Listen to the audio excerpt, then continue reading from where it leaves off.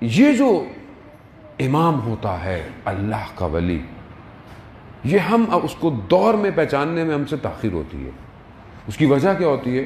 ہمارا باطن مشکل میں ہے۔ امام دلوں کا طبیب ہوتا ہے، جب دل مشکل میں ہو تو طبیب تک نہیں پہنچ پاتے۔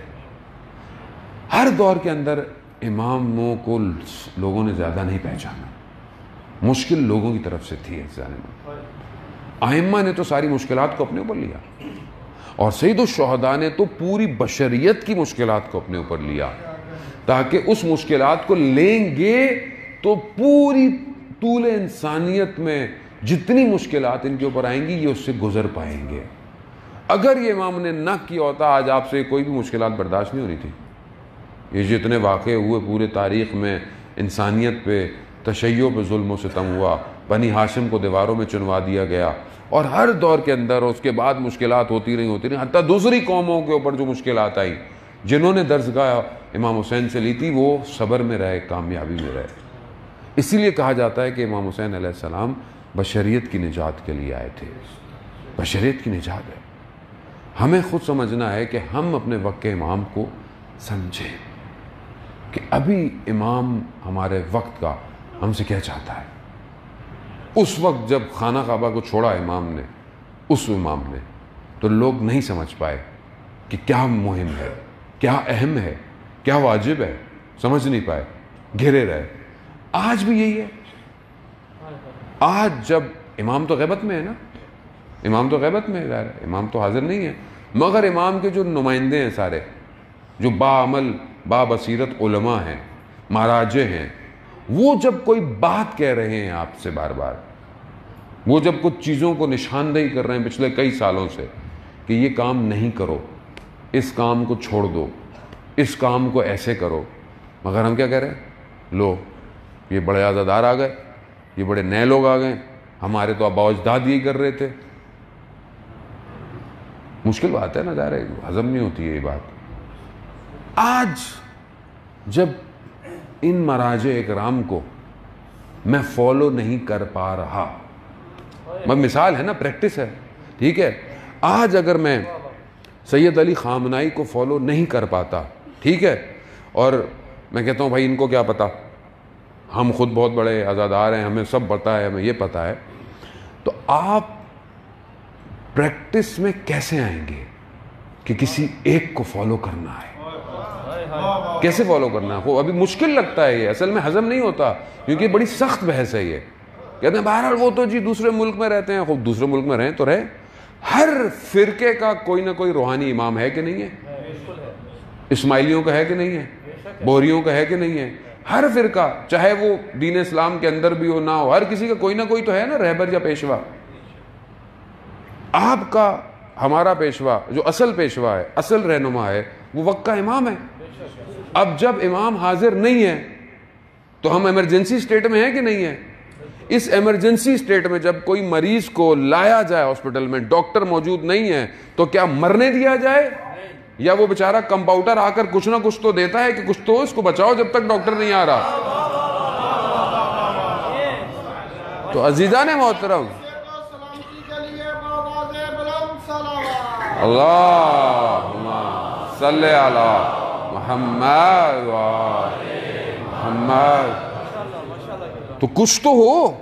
اب اس عالم میں جہاں بالکل فشار ہے، پریشر ہے پورے اسلام کے اوپر، اسلام کو ٹکڑے کیا جا رہا ہے، لڑایا جا رہا ہے، مسلمانوں کو آپس میں لڑاؤ، فرقوں کو آپس میں لڑاؤ، ان کے اتحاد کو ختم کرو۔ مسلمان ملکوں میں دیکھیں نا آپ کیسے مسلمان ملکوں کے اندر جو ہے وہ بیرونی طاقتیں آ رہی ہیں، آپس میں لڑوا رہی ہیں، ادھر مارو، اس کو مارو، فلسطین کو مارو، ان کو مارو، عراق میں اترو۔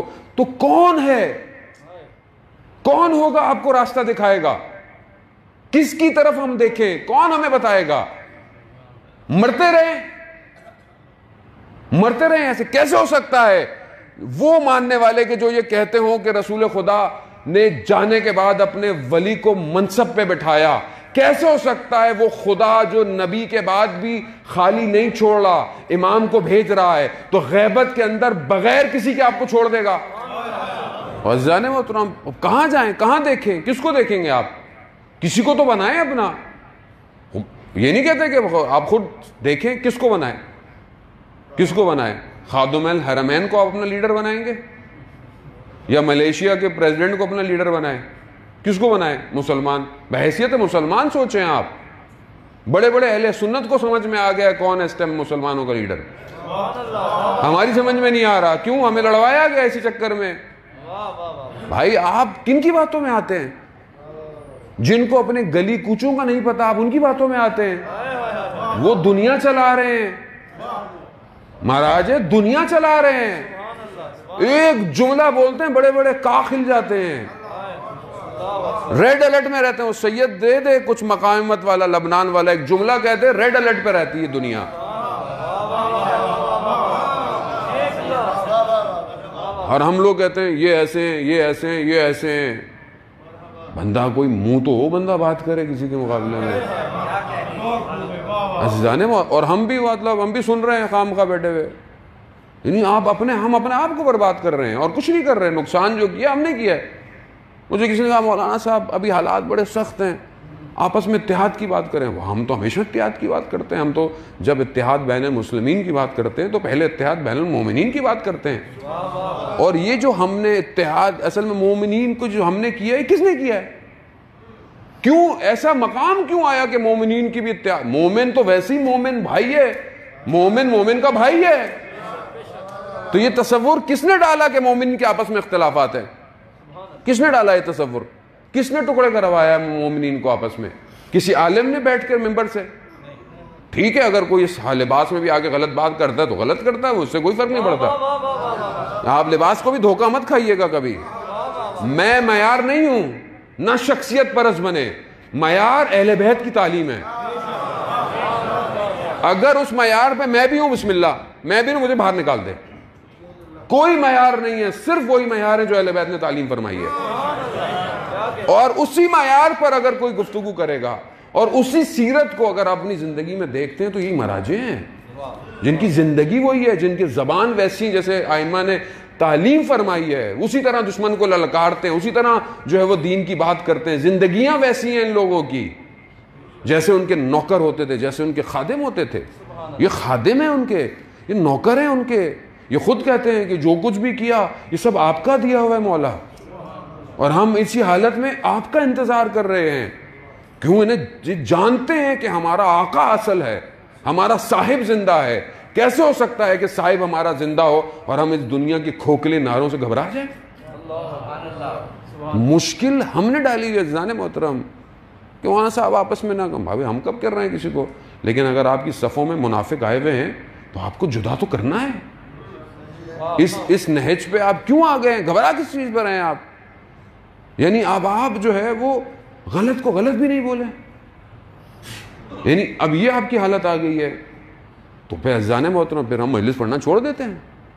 اگر آپ کو غلط بولنے میں تکلیف اور برا لگ رہا ہے تو پھر ہم نہیں پڑھتے مجلس، نہیں پڑھتے. آپ پڑھوائیے سب سے، لے جائیں قوم کو جہاں لے کے جانا ہے آپ نے. ہم تو ویسے بھی لیڈر نہیں ہے، نہ ہم نے کبھی بولا کہ ہم لیڈر ہیں. ہم تو خط مقدم کے سپاہی ہیں کہ پہلے اگر گولی آئے تو اپنے سینے پہ کھاؤ، اگر کوئی تیر آئے تو اپنے سینے پہ کھاؤ پہلے، اور وقت کے امام کو بچاؤ. اور کل کو سوال نہیں کیا جائے گا امت سے کہ تم نے ہمارے پیچھے کیا کیا. تیار نہیں تھے. تیار کیسے ہوں گے جب آپ کو کوئی ڈائریکشن ہی نہیں مل رہی؟ آپ ایک ڈائریکشن کی طرف متوجہ ہوں. عزیزان محترم کئی سال ہو گئے اس قوم کو اندر سے توڑا گیا ہے. سمجھنے کی کوشش کریں. جب آپ ایک طرف فوکس ہوں گے دشمن آپ کو کبھی کچھ نہیں بگاڑ سکتا. ایک متحد ہونے کی ضرورت ہے. سب کو، علماء ہوں، ذاکر ہوں، نواخواں ہوں، مرثیہ خواں ہوں، انجمنیں ہوں، ٹرسٹیں ہوں، ایک طرف متوجہ ہوں. یہ دشمن نے کام کیا ہے کہ آپ کو آپ کے اصل سے توڑا ہے. آپ کا اصل جو تھا وہ یہی تھا نا کہ جہاں سے آپ کا دین نشت لے رہا ہے اس سے توڑا ہے آپ کو، اور توڑ کر آج اس مقام پہ لے آیا ہے کہ آپ کے سامنے یہ سارے حالات جو ہیں وہ ہو رہے ہیں. یہ دشمن کی پرانی سازش ہے. ڈیوائیڈ اور رول کرو ان کے اوپر، اور آپ دیکھ لیں کہ یہ کون ڈیوائیڈ کرتا ہے اور کہاں سے پیسہ آتا ہے اور کون تباہ کر رہا ہے قوم کو. خدا کے لیے ہم نے بہت گریہ کروا دیا اپنے وقت کے امام کو. اب اور زیادہ گریہ نہ کروائیں. اپنی ذاتوں سے باہر آئیں، اپنے نفسوں سے باہر آئیں. امام کے لیے زندہ رہیں اور امام سے دعا کریں. خدا میں تو دعا کرتا ہوں مولا سے کہ مولا جو میں کہتا ہوں خدا آپ مجھے توفیق ایسی دیں خدا کی بارگاہ سے, دعا کریں میرے لیے امام زمانہ کو. میں آتا ہوں توسل کرتا ہوں کہ میں وہ کہوں جس سے آپ راضی ہوں. میں کوئی ایسی بات نہ کروں جو میری اپنی ذات کے لیے میری شہرت کے لیے ہو. اگر ایسی بات ہو تو اس کو ختم کریں میرے پر, صرف آپ کے لیے ہو, آپ کی آمد کے لیے مقدمہ ہو, آپ کے ظہور کے لیے دلوں کی تیاریاں ہوں. ہم اسی طرف بڑھے ہیں عزیزان محترم. بہرحال شب جمعہ ہے, وہ خدا ہمیں توفیق دے کہ ہم کربلا پہنچیں, واقعاً اصل کربلا پہنچیں کہ جہاں اپنے وجود کو قربان کر کے پہنچنا پڑتا ہے.